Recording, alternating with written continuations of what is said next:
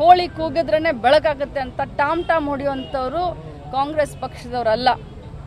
ಇವತ್ತು ನೀವು ಉತ್ತರ ಕೊಡಬೇಕಾಗತ್ತೆ ಸಮಾಜಕ್ಕೆ. 2,000 ರೂಪಾಯಿ ನಿಮಗೆ ಮಹಿಳೆಯರಿಗೆ ಕೊಡೋದು ನಿಮಗೆ ಬಹಳಷ್ಟು ಕ್ಷುಲ್ಲಕ ಅನಿಸ್ತಾ ಇದೆ. ನೀವು ಮಹಿಳೆಯರನ್ನ ಆ ರೀತಿ ನೋಡ್ತಾ ಇದ್ದೀರಾ. ನೀವು ಹೇಳ್ತೀರಾ ಅದಾನಿಯವರಾಗ್ಲಿ ಅಂಬಾನಿಯವರಾಗ್ಲಿ ನಿಮಗೆ AC ರೂಮ್ನಲ್ಲಿ ಕೂತ್ಕೊಂಡು ನೀವು ಏನು ಬಿಸ್ನೆಸ್ಗಳನ್ನ ಮಾಡ್ತೀರಾ ಅದಕ್ಕೆ ನಿಮಗೆಲ್ಲ ಓಕೆ. 2,000 ರೂಪಾಯಿಯನ್ನ ಬಿಸಿಲಲ್ಲಿ ಮಳೆಯಲ್ಲಿ ಚಳಿಯಲ್ಲಿ ಇದ್ದಂತ ಒಬ್ಬ ಮಹಿಳಾ ಸಬಲೀಕರಣಕ್ಕೆ ಕೊಟ್ರೆ ನಿಮ್ಗೆ ಇಷ್ಟೊಂದು ಸಂಕಟ ಆಗ್ತಾ ಇದೆ ಅಂತಂದ್ರೆ ರಿಲೇಟೆಡ್ 2,000 ರೂಪಾಯಿ ಕೊಡೋದಕ್ಕೆ ಮೇಡಮ್ ಈಗ ಏನಂದ್ರೆ ಗ್ರಾಮೀಣ ಭಾಗದ ಮಹಿಳೆಯರೆಲ್ಲರೂ ಕೂಡ ಹಾದಿ ತಪ್ತಾ ಇದ್ದಾರೆ ಅನ್ನುವಂತ ಹೇಳಿಕೆಯನ್ನು ಕೊಟ್ಟಿದ್ದಾರೆ. ಕುಮಾರಸ್ವಾಮಿ ಅನ್ನೋರಿಗೆ ಇಷ್ಟೇ ಹೇಳಲಿಕ್ಕೆ ಬಯಸ್ತೇನೆ, ಈ ರಾಜ್ಯದ ಒಬ್ಬ ಮಹಿಳಾ ಮಂತ್ರಿಯಾಗಿ ಯಾವ ಹಳ್ಳಿಯ ಹೆಣ್ಣುಮಗಳು ದಾರಿ ತಪ್ಪಿದಾಳೆ ಅನ್ನೋದನ್ನ ಸ್ಪಷ್ಟಪಡಿಸಬೇಕು. ಈ ರಾಜ್ಯದ ಮಾಜಿ ಮುಖ್ಯಮಂತ್ರಿಗಳು ಜವಾಬ್ದಾರಿಯಿಂದ ಮಾತನಾಡಬೇಕಾಗತ್ತೆ. ಇವತ್ತು ಏನು ಇಷ್ಟು ಹಗರಾಗಿ ಮಾತನಾಡೋದು? ಹಳ್ಳಿಯ ಹೆಣ್ಣುಮಕ್ಕಳು ಅಂತಂದ್ರೆ ಏನಂತ ತಿಳ್ಕೊಂಡಿದ್ದಾರೆ ಇವರು? ಇಡೀ ರಾಜ್ಯದ ಮಹಿಳೆಯರು ಇವ್ರ ಎದುರುಗಡೆ ಇವತ್ತು ಕೂತ್ಕೊಳ್ತಾರೆ.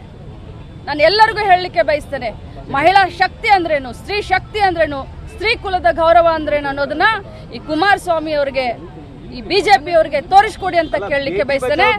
ಗೃಹಲಕ್ಷ್ಮಿಯ ಯೋಜನೆಯನ್ನ 2,000 ರೂಪಾಯಿ ಇರಬಹುದು, ಶಕ್ತಿ ಯೋಜನೆ ಇರಬಹುದು, ಅನ್ನಭಾಗ್ಯ ಇರಬಹುದು, ಮಹಿಳಾ ಕುಲಕ್ಕೆ ಸ್ತ್ರೀ ಸಬಲೀಕರಣಕ್ಕೆ ಮಾಡಿದಂತ ಕಾಂಗ್ರೆಸ್ ಪಕ್ಷದ ಜನಪ್ರಿಯ ಯೋಜನೆಗಳು ಯಾವ ಸ್ವಾರ್ಥಕ್ಕಾಗಿ ಮಾಡಲಿಲ್ಲ.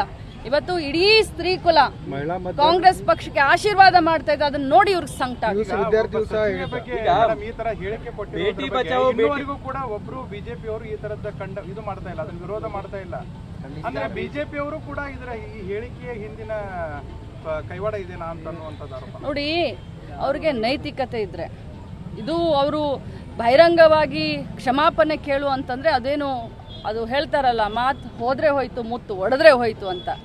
ಇಡೀ ರಾಜ್ಯದಲ್ಲಿ ಅವರ ಒಂದು ಏನು ಮನಸ್ಥಿತಿ ಅನ್ನೋದನ್ನ ರಾಜ್ಯದ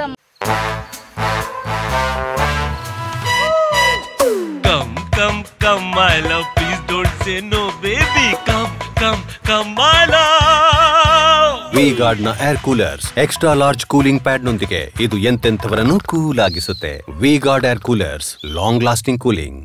ಮತದಾರರು ಈಗಾಗಲೇ ಗಮನಿಸಿದ್ದಾರೆ. ಅವ್ರದ್ದು ಒಂದೇ ಒಂದು ಸುಳ್ಳು ಹೇಳೋದು, ಜನರನ್ನ ದಿಶಾಭೂಲ್ ಮಾಡೋದು, ಲೀಡರ್ಗಳ ಇಮೇಜನ್ನ ಟರ್ನಿಶ್ ಮಾಡೋದು, ಈ ಒಂದು ಅಜೆಂಡಾ ಬಿಟ್ಟು ಅವ್ರ ಹತ್ರ ಬೇರೆ ವಿಷಯಗಳೇ ಇಲ್ಲ. ಅಭಿವೃದ್ಧಿ ಬಗ್ಗೆ ಮಾತನಾಡಿ ಅಂತಂದ್ರೆ ಒಂದು ಶಬ್ದ ಕೂಡ ಈ ನಾಯಕರು ಅಭಿವೃದ್ಧಿ ಬಗ್ಗೆ ಮಾತನಾಡೋದಿಲ್ಲ. ಈ ಅಭಿವೃದ್ಧಿ ಮಾಡಿದೀವಿ ಅಂತ ಹೇಳೋದಿಲ್ಲ. ಮಾತನಾಡು ಅಂತಂದ್ರೆ ಬರೀ ಈ ರೀತಿ ಮಾತನಾಡ್ತಾರೆ.